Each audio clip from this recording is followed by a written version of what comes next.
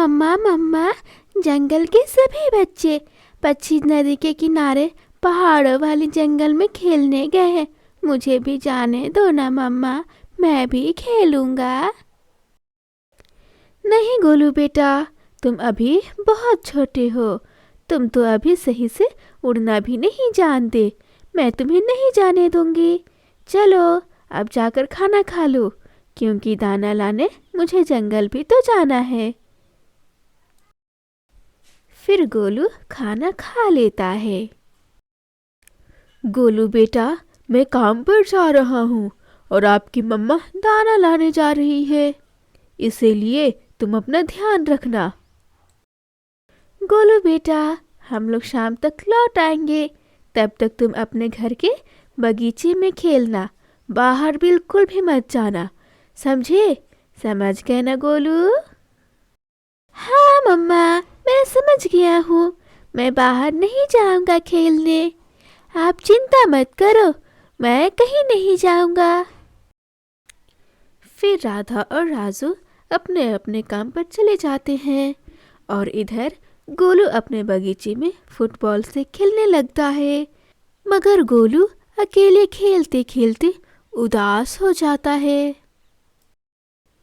मैं अकेला कब तक खेलूंगा?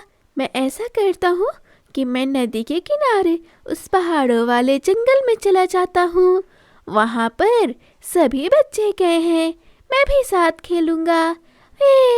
बहुत मजा आएगा, वहाँ पर साथ खेलने में बहुत मजा आएगा। ऐसा कहते हुए गोलू पहाड़ों वाले उस जंगल की तरफ उड़ता है। मगर गोलू अभी बहुत छोटा था, वो ठीक से उड़ नहीं पा रहा था। वो बार बार गिर जा रहा था। वो जैसे तैसे करके आखिरकार में वो उस जंगल में पहुंच ही जाता है और फिर सभी बच्चे पंछी के साथ वो भी खेलने लगता है। थोड़ी देर खेलने के बाद, दोस्तों आज तो मजा आ गया खेलने में, चलो अब हम सब घर चलते हैं, वरना अंधेरा हो जाएगा। फिर सभी बच्चे शाम होने से पहले खेलकर अपने घर के लिए वापस उड़ते हैं। सभी बच्चे गोलू से बड़े थे, इसीलिए सभी बच्चे अच्छे से उड़ पा रहे थे और वे सब उड़ते उड़ते आगे निकल जाते हैं।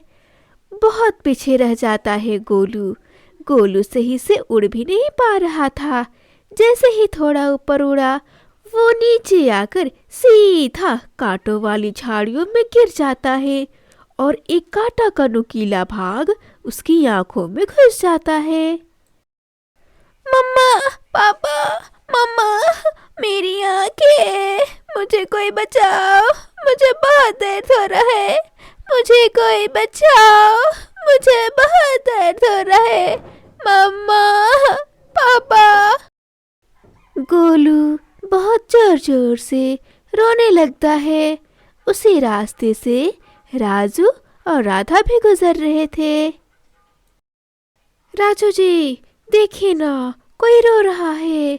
क्या आपको कोई आवाज सुनाई दे रही है? शायद किसी को मदद की जरूरत है। चलो हम उसकी मदद करते हैं। हाँ राधा, चलो, आवाज तो दक्षिण की तरफ से आ रही है। चलो हम जल्दी चलते हैं। फिर दोनों पक्षी उस आवाज की दिशा में निकल पड़ते हैं। वो वहां पहुंच जाते हैं। उन्हें एक पल के लिए तो कुछ समझ में ही नहीं आया। गोलू का ऐसी हालत देखकर राधा तो रोने लगती है। गोलू बेटा, ये सब कैसे हो गया? तुम यहाँ क्या कर रहे थे? अरे राधा, अभी इन सभी बातों का वक्त नहीं है।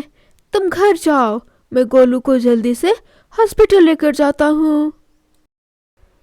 फिर राजू जल्दी से अपने बेटा गोलू को हॉस्पिटल लेकर चला जाता है। डॉक्टर गोलू को देखने के बाद बोलता है, अरे राजू, ये बहुत अफसोस की बात है कि गोलू अब अपनी दाहिनी आंख से कभी नहीं देख पाएगा। नहीं नहीं, डॉक्टर साहब, ऐसा मत कहिए। एक आँख वाला का लोग बहुत ज्यादा मजाक बनाते हैं। मेरा बेटा फिर कैसे जिएगा लोगों की ताने सुनकर? नहीं नहीं, मेरा बेटा की अभी सारी उम्र बाकी है। डॉक्टर साहब, आप एक आँख मेरी लगा दीजिए। मैं अपने बेटा को इस तकलीफ में नहीं देख सकता। मेरा एक आँख मेरे बेटे में लगा दीजिए। ठीक है राजू, मगर तुम एक बार फिर से सोच लो, उसके बाद ही अपना आँख अपने बेटे को देना। हाँ हाँ, मैंने सोच लिया है। डॉक्टर, आप बस अब ऑपरेशन कीजिए। फिर डॉक्टर राजू की एक आंख निकालकर गोलू की आंख में ट्रांसप्लांट कर देता है और गोलू की आंखें ठीक हो जाती है। और फिर राजू की एक आंख पर हमेशा के लिए पट्टी लग जाता है। फिर राजू और गोलू अपने घर आ जाते हैं। राजू जी, गोलू अब कैसा है? वो ठीक तो हो जाएगा ना? हाँ हाँ राधा, तुम चिंता मत करो, गोलू बिल्कुल ठीक हो जाएगा। राजू जी, आपकी एक आंख पर पट्टी क्यों लगी है? राधा, तुम चिंता मत करो, मैं ठीक हूँ। गोलू की एक आंख खराब हो गई थी, इसीलिए मैंने अपना आंख उसमें लगवा दिया है। मगर अब चिंता की कोई बात नहीं है, तुम चिंता मत करो। मगर राजू जी, इतना बड़ा फैसला आप खुद ही अकेले ले लिए, मुझे बताना जरूरी नहीं समझा आपने? क्यों क्यों राजू जी, मुझे बताते मैं अपनी आंखें गोलू को दे देती, आप क्यों दिए? राधा, इस घर की जिम्मेदारियां हैं मुझ पर, मैं तुम लोगों को तकलीफ में बिल्कुल नहीं देख सकता हूँ, इसीलिए मैंने अपनी एक आंख गोलू को दे दिया है। मगर तुम चिंता क्यों करती हो राधा? तुम चिंता मत करो, सब ठीक हो जाएगा। इसी तरह दिन गुजरते गए। दोनों मम्मा पापा अपने गोलू बेटा का खूब ध्यान रखते, गोलू को उड़ना सिखाते। गोलू अब समय के साथ साथ बड़ा हो गया था, मगर गोलू को तो ये बात पता ही नहीं था कि उसका एक आंख उसके पिताजी का है। पापा, मुझे कॉलेज की फीस भरनी है, मुझे फीस के 5,000 रुपये चाहिए। कॉलेज के सर ने मुझसे पैसे मांगे हैं, मुझे पैसे चाहिए पापा। इतना बोलकर गोलू वहां से चला जाता है। अजी गोलू के पापा, इतना पैसा कहाँ से आएगा? तुम चिंता मत करो राधा, मैं अपने बेटे के लिए पहले से और ज्यादा मेहनत करूंगा। अपने बेटे के लिए मैं सब काम करूंगा, उसे अच्छी जिंदगी दूंगा, तुम चिंता मत करो। गोलू के पिताजी सब्जियां बेचने का काम करता था। वो जंगल में सब्जियां बेचा करता था और इसी तरह दिन गुजरते गए। और एक दिन जब गोलू जंगल से गुजर रहा था तो उसके पड़ोसी कुछ बातें कर रहे थे। फिर गोलू उनकी बातें सुनने लग जाता है। अरे दोस्तों, देखो देखो, काना सब्जी वाला, इसकी एक आंख है, कितनी बुरी शक्ल लग रही है इसकी। अरे कितनी बुरी शक्ल है। ऐसी मजाक सुनकर गोलू अपने बाप पर शर्मिंदा महसूस करता है। अरे गोलू बेटा, इधर आओ, सब्जियां पैक करने में मेरी मदद करो, इधर आओ बेटा। मगर गोलू तो अनजान ही बन गया था और अपनी मुंह दूसरी तरफ करके वहां से उड़ जाता है। और फिर शाम होने के बाद गोलू गुस्से से अपने पिताजी से बोलता है। पिताजी, आप मुझे सरेआम, आप मुझे अपना बेटा कहकर न बुलाया करो। मुझे आपका बेटा कहलाकर मेरा मजाक नहीं बनवाना है। इस जंगल के सभी पक्षी आपका मजाक उड़ाते हैं। आज के बाद आप मुझे जंगल में कभी भी अपना बेटा मत कहना, समझे पिताजी? ऐसा सुनते ही राधा बहुत गुस्से में हो जाती है और तेज आवाज में बोलती है, बस करो गोलू, अच्छा होता तुम्हारे पिताजी तुमको उसी हालत में छोड़ देते, क्योंकि तुम उसी लायक हो। नहीं राधा, गोलू को कुछ भी मत बताओ, वो टेंशन में हो जाएगा, उसे कुछ भी मत बताओ राधा। नहीं गोलू के पापा, आज मुझे बोलने दीजिए, यह हद से ज्यादा सर पर चढ़ गया है। तुम्हें बहुत ज्यादा शर्मिंदगी महसूस हो रही है अपने पिताजी पर। इनका ये हाल तुम्हारी वजह से हुआ है। अगर तुम्हारे पिताजी तुम्हारी अपनी आंखें ना दिए होते तो आज तुम्हारा मजाक बनता, तुम्हें कोई तकलीफ ना हो, इसीलिए वो खुद तकलीफ मोड़ ले लिए, और इन सब का बदला तुम इस तरह अपने पिताजी को दे रहे हो। शर्म आनी चाहिए तुम्हें। इससे तो अच्छा होता तुम्हें तुम्हारे हाल पर छोड़ देते हम लोग। पहली बार गोलू अपनी माँ को इतने गुस्से में देखा था। अपनी माँ से सारी बातें जानकर वो बहुत शर्मिंदा होता है। पिताजी, मुझे माफ कर दीजिए, आपको न जाने क्या क्या कह दिया, मुझे माफ कर दो।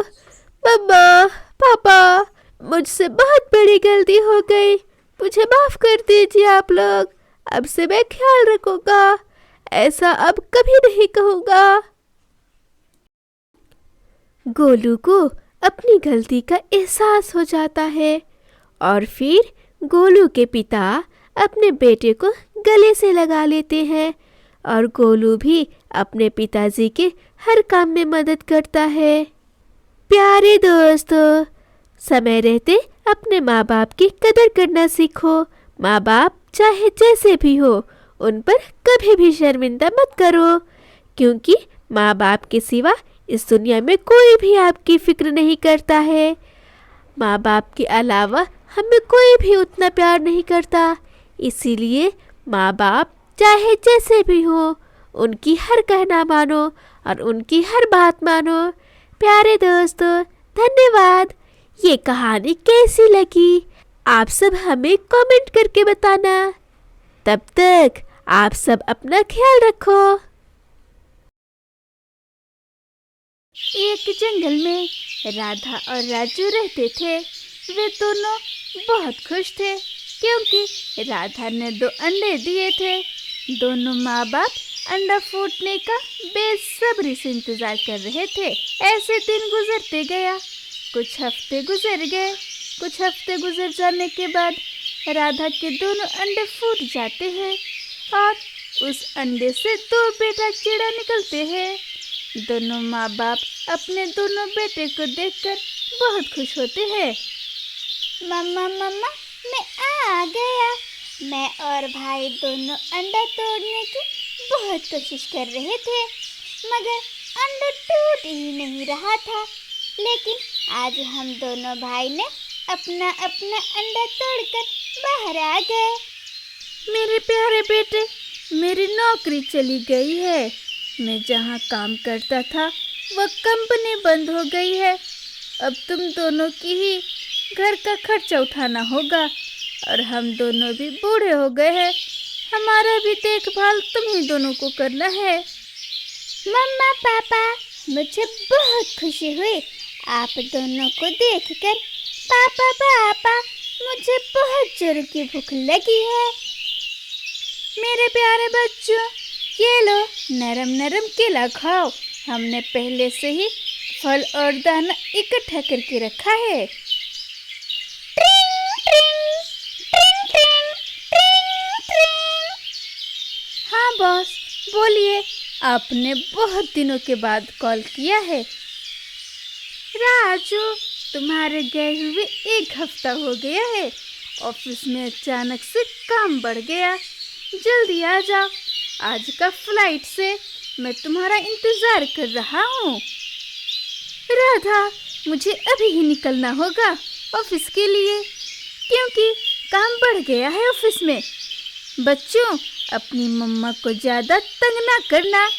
मैं 1 हफ्ता में काम खत्म करके जल्द ही आ जाऊंगा और आते समय तुम दोनों के लिए ढेर सारे खिलौने लेकर आऊंगा। अच्छा राधा, अब मैं चलता हूँ, तुम अपना ख्याल रखना। ठीक है राजू जी, मगर जल्दी आ जाइएगा, मैं और बच्चे आपका इंतजार कर रहे हैं। तुम चिंता मत करो राधा, मैं आ जाऊंगा। क्या करूं, बच्चों को छोड़कर जाने का मन तो बिल्कुल भी नहीं है, लेकिन मम्मा पापा को बच्चे के लिए हर मुश्किल का सामना करना पड़ता है। ठीक है राधा, अब मैं चलता हूँ, बच्चों का ख्याल रखना। इतना बोलकर राजू वहाँ से चला जाता है। अब अकेले ही राधा अपने बच्चों का ख्याल रखती। ऐसे ही वक्त गुजर गया। 1 हफ्ता गुजर जाने के बाद राजू भी अपना काम खत्म करके आ रहा था। राजू के तो खुशी का ठिकाना ही नहीं था। वो बच्चों के लिए ढेर सारे गिफ्ट और खिलौने लेकर जा रहा था।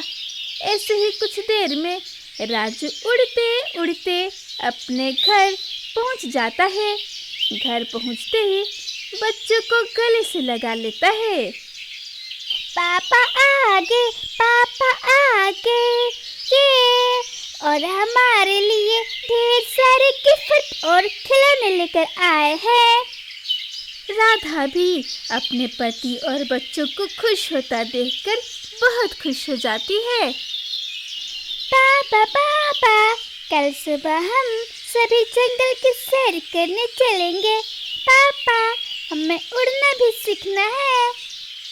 हाँ बच्चों, मैं सुबह ज़रूर लेकर जाऊंगा। हम सभी जंगल की सैर ज़रूर करेंगे।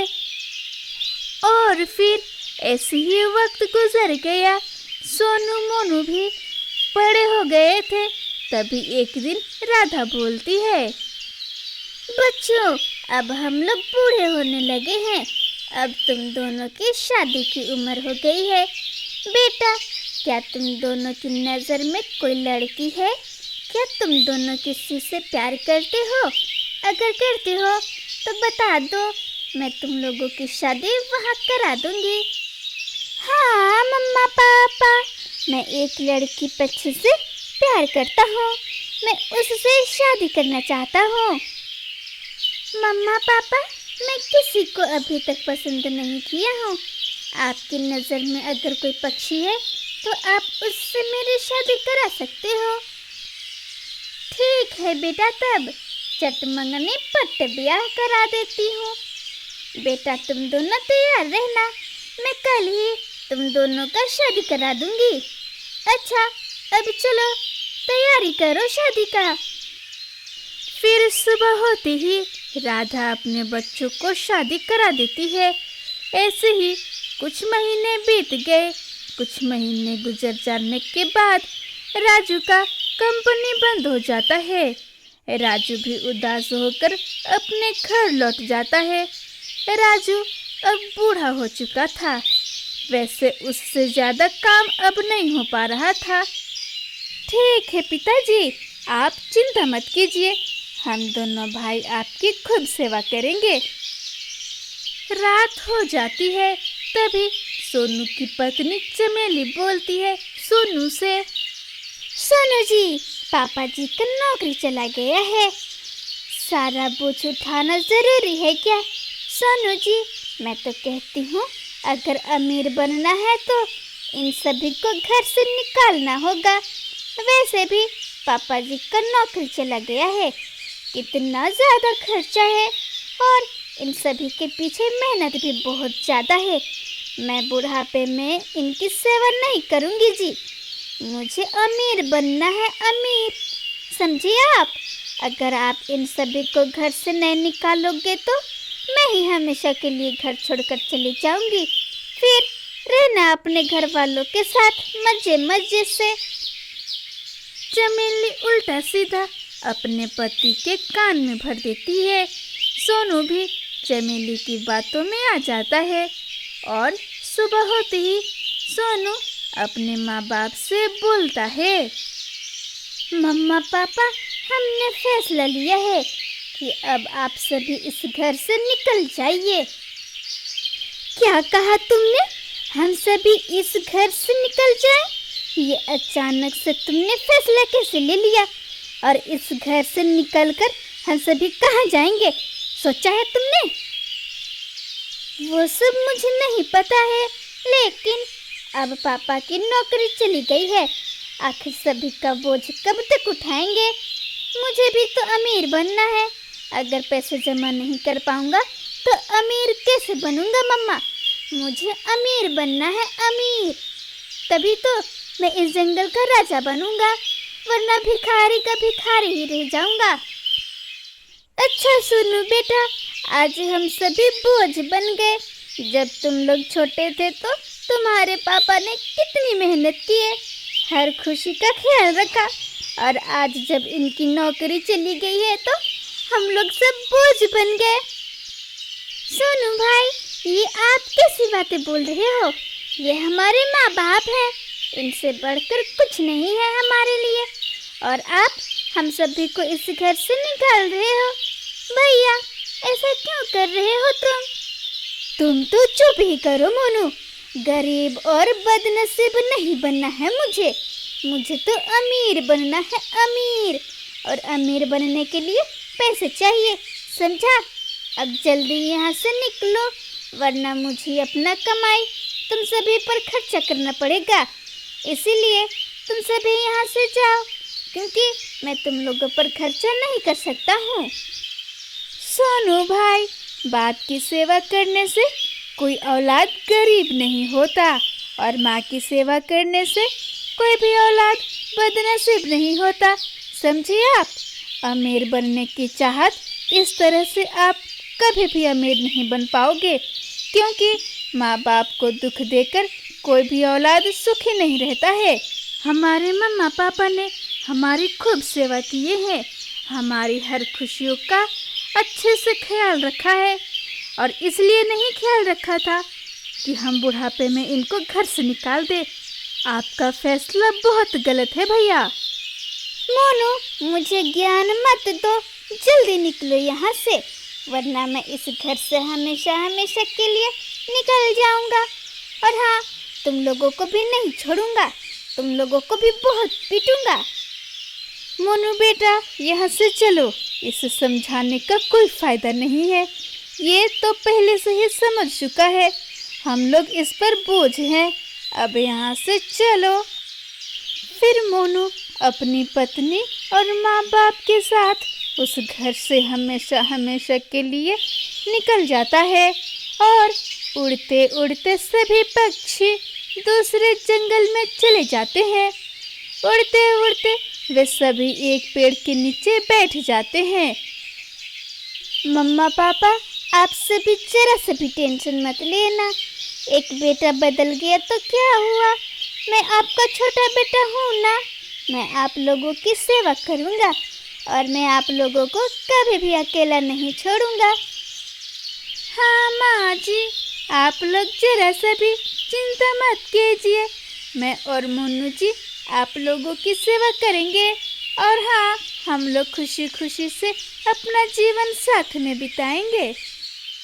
मम्मा पापा, ये जगह बिल्कुल सही है, यहीं पर हम लोग अपना घर भी बनाएंगे और बिरयानी का ठेला भी लगाएंगे। हाँ बेटा, ये बिल्कुल सही रहेगा। अगर तुम यहाँ पर बिरयानी बेचोगे तो जंगल के सभी पक्षियाँ बिरयानी लेने ज़रूर आएंगे। फिर मोनू और मोनू की पत्नी मिलकर एक अच्छा सा घर बना लेते हैं और अपना बिरयानी का ठेला खोल लेते हैं।